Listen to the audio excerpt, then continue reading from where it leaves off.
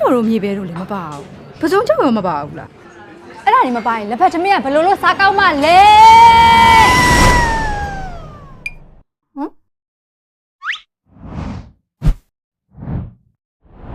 ဆာလောက်ကောင်းတာပေါ့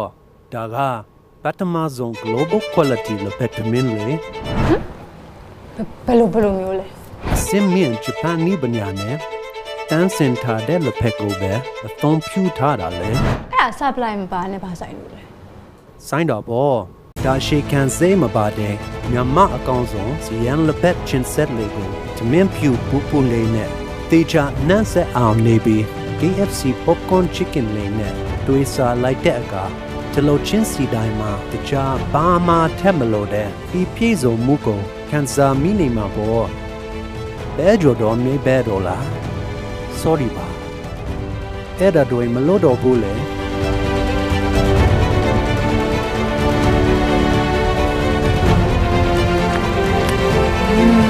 KFC နဲ့ဆိုရင်အစပလာတွေမလို့